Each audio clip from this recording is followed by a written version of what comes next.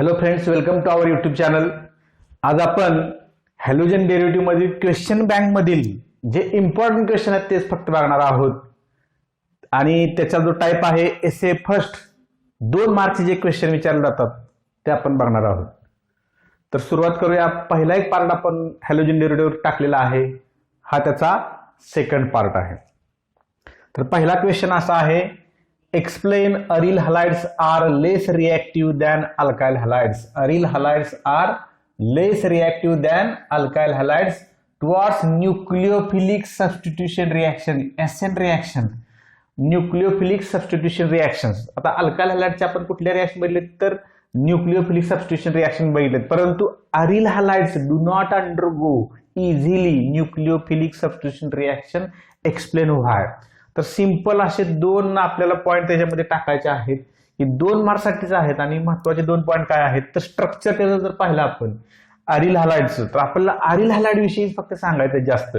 तर in case of aryl halides the halogen atom is attached to dash dash hybridized carbon item.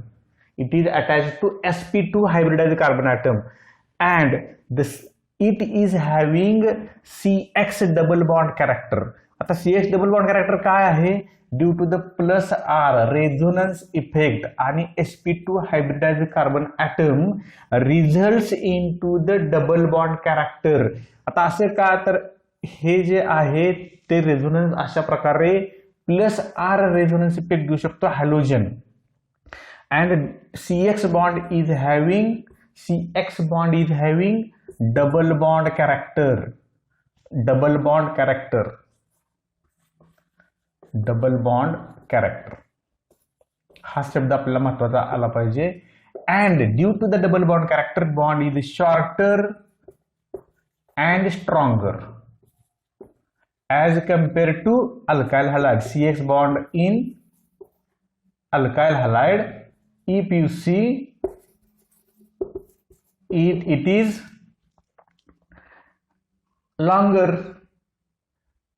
and less strong as compared to the CX bond in aryl halides. म्हणजे CX bond in alkyl halide it is having single bond character.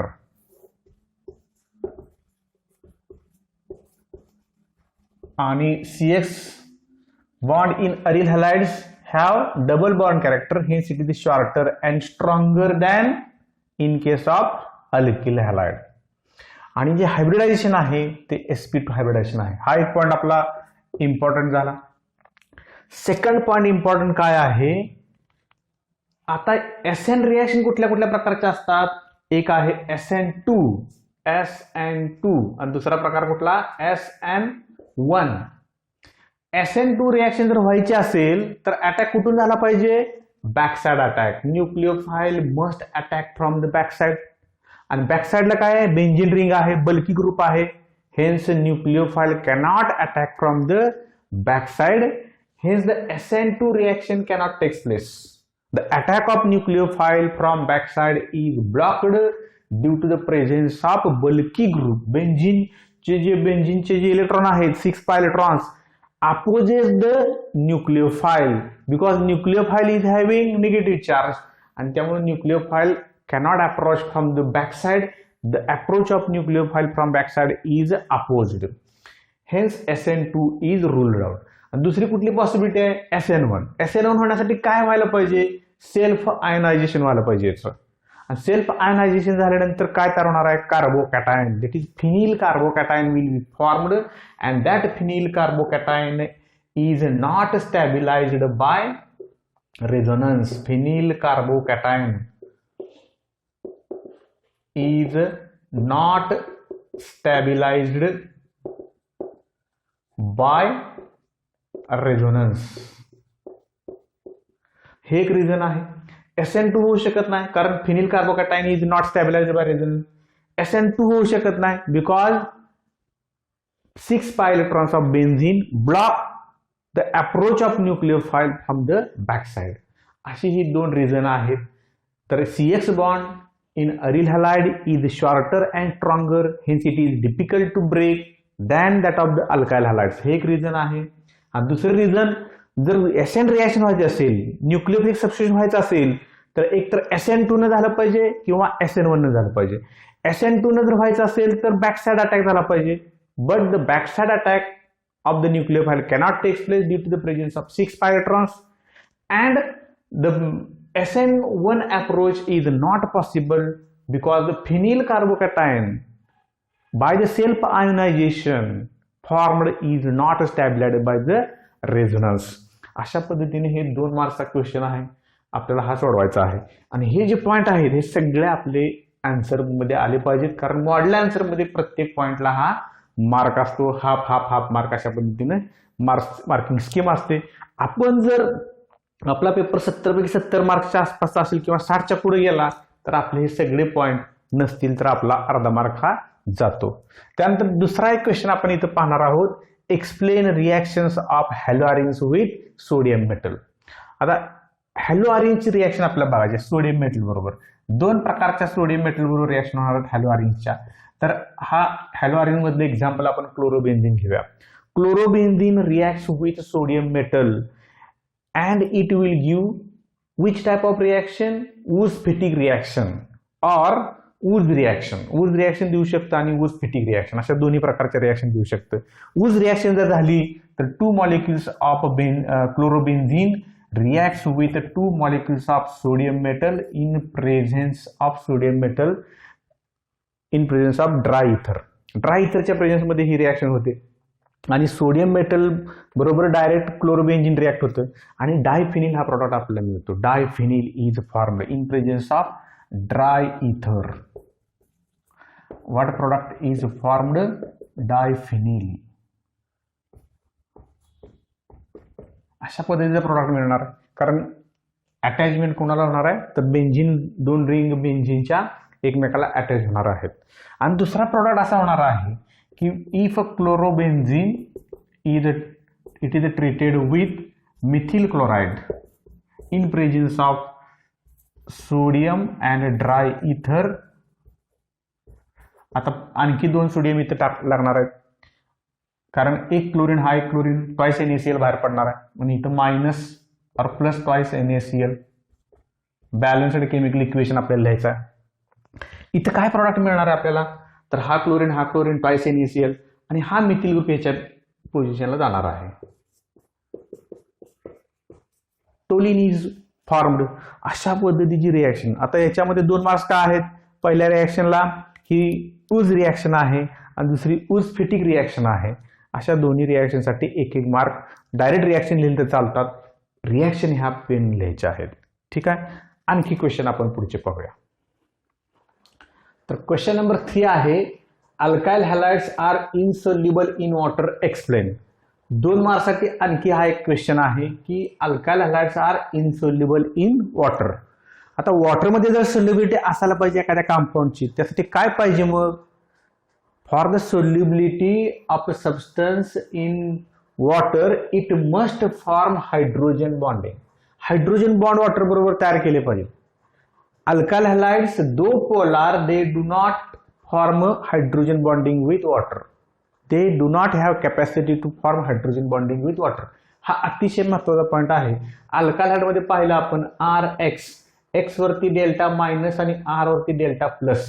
Whenever water molecule approaches H2O मध्ये आपल्याला माहित आहे HOH delta positive, delta negative, delta positive असे charges आहेत, परंतु hydrogen bonding होऊ शकत नाही. Why hydrogen bonding is not possible? Due to this partial polar bond. RX is the partial polar bond because carbon and halogen have very small difference between their electronegativities. As a result of this HX bond is not formed. That is, hydrogen bonding is not possible. Hydrogen bond कधी तयार होतो? Electronegative atom of one element, one molecule and hydrogen atom of another molecule. परंतु हे असं होऊ शकत नाही due to the less polarity of this CX bond in case of alkyl halides. मग आणखी काय त्याच्यात दुसरा पॉइंट आपल्याला टाकायला पाहिजे तर the RX bond, the polarity of RX bond that is delta minus delta plus and another RX molecule having delta minus, the strong force of attraction between these molecules exists. त्यांच्यामध्येच alkyl alkyl halide मॉलिक्यूलमध्ये strong intermolecular force of attraction आहे.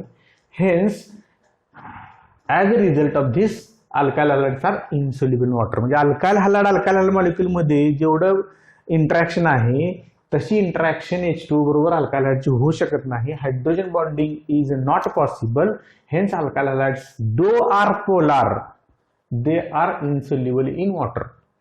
आता आपल्याला माहित आहे की जर polar molecule असेल तर वॉटरमध्ये सोल्युबल असतात, परंतु alkyl halide having polarity but insoluble in water because they cannot form hydrogen bonding. हे अतिशय महत्त्वाचं रिझन आहे. Alcohols are having solubility. Alcohols are soluble in water. Alcohol का सोल्युबल आहेत? The alcohol molecules are able to form hydrogen bonding with water. हे त्याचं reason आहे. ठीक आहे. त्यानंतर पुढचा क्वेश्चन जो आहे तो explain optical activity of 2-chlorobutain और लॅक्टिक ऍसिड. हा क्वेश्चन पाठीमागं बोर्ड एक्झाम मध्ये विचारला गेलेला आहे. Explain the optical activity of 2-chlorobutain and और लॅक्टिक ऍसिड. दोन्हीपैकी एक कुठलाही क्वेश्चन येऊ शकतो. तर ऑप्टिकल ऍक्टिव्हिटीचं मिनिंग काय आहे? It is the property of a substance to rotate plane of the plane polarise light. PPL ला काय करण्याची त्याची प्रॉपर्टी आहे? To rotate the PPL plane of the plane polarised light. The ability of a substance or the property of a substance to rotate PPL in clockwise direction or anti-clockwise direction is known as optical activity. And we have to explain the optical activity of 2-chlorobutain. We'll first consider 2-chlorobutain. The structure of 2-chlorobutain is like this: CH3CHCl CH2CH3.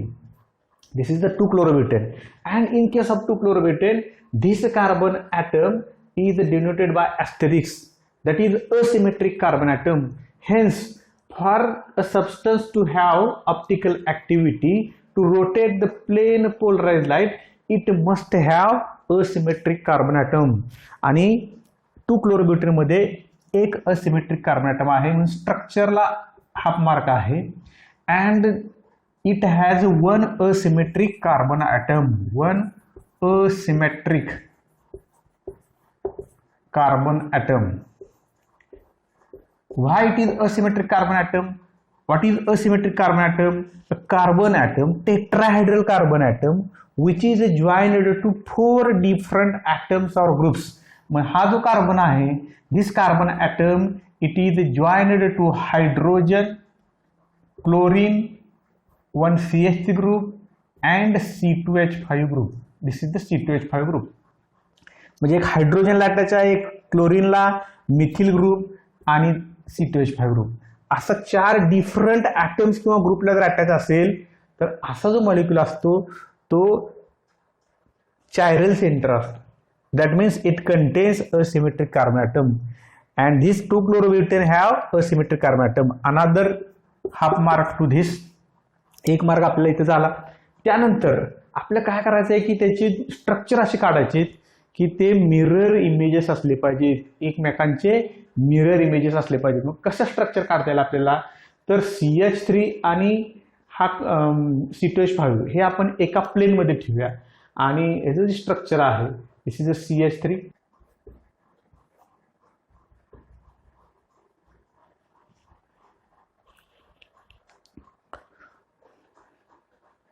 तर हे जे structure आहे त्या स्ट्रक्चरचा आपल्याला अशा पद्धतीनं एक 3 dimensional structure काढायचं ज्याच्यामध्ये हायड्रोजन बॅक साईडला आहे, C2H5 फ्रंट साईडला आहे आणि CH3 आणि Cl हे एका प्लेनमध्ये आहे.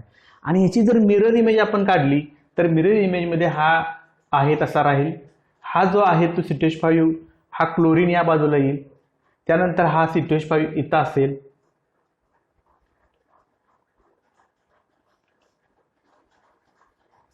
दिस इज C2H5 आणि हा जो H आहे तो या साईडला जाईल. त्यानंतर हा CH3 आहे तसा. ही जी मिरर इमेज आहे त्या मिरर इमेज मधला एक डेक्ट्रो रोटेटरी असतो आणि एक लिव्हो रोटेटरी असतो. हे these are the enantiomers of each other. These are the enantiomers of each other. Enantiomers of each other. Enantiomers, one of it rotates the plane of the plane polarized light towards right and one towards the left. Hence we can represent the enantiomers like this. हा एक dextro असेल तर तो Leo असतो. तर आपल्याला ह्या पॉइंटमध्ये optical activity explain करायची आहे. आता नंतर दुसरं एक स्ट्रक्चर आपल्याला लॅक्टिक ऍसिडचं, म्हणजे हा हाफ मार्क झाला. त्यानंतर हे जे आहे ते 1 मार्कसाठी आपल्याला स्ट्रक्चर आणि they are the enantiomers of each other, one of which rotates the plane of the plane polarized towards right and other towards the left, and the equimolar mixture of these two is known as a racemic mixture. दोघांचं ते equimolar mixture आहे त्याला आपण काय म्हणायचं, रॅसेमिक mixture असं म्हणतो. हे झालं 2 क्लोरोब्युटेन्स. नंतर लॅक्टिक ऍसिड. लॅक्टिक ऍसिडच्या बाबतीमध्ये काय आपल्याला करायचं बघतो. लॅक्टिक ऍसिडचं स्ट्रक्चर काय, लॅक्टिक ऍसिडचं स्ट्रक्चर CH3 CHOH COOH. काय बदल आहे बघा, CH3 CHOH COOH. आपला H आणि OH ची फक्त पोझिशन बदलायची. हा C2H5 आहे, त्याच्याऐवजी फक्त मी काय टाकणार COOH. हा H आहे तसाच आहे आणि इथं मी टाकणार OH.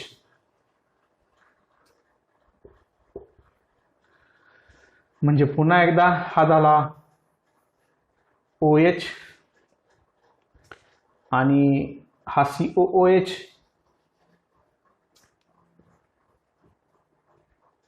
आणि हा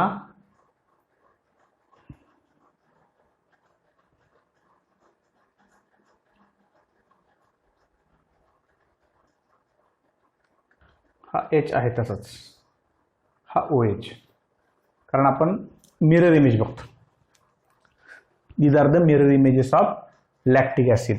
लॅक्टिक ऍसिड मध्ये जो कार्बन आहे त्याचं कोणकोणत्याला अटॅच आहे, हायड्रोजन आहे, दुसरा OH आहे, त्यानंतर COOH आहे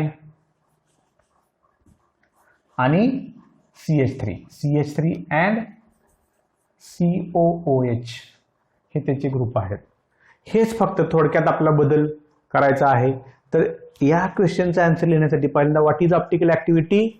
it is the property of a substance to rotate plane of the plane polarised light either right or left.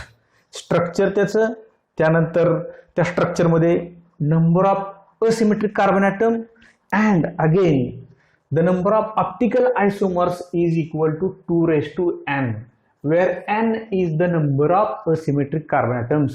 Hence this compound and 2-chlorobutane will have how many optical isomers? 2:1 is equal to 2, and these are the dextro and leo, which can be represented like this, and these are known as enantiomers.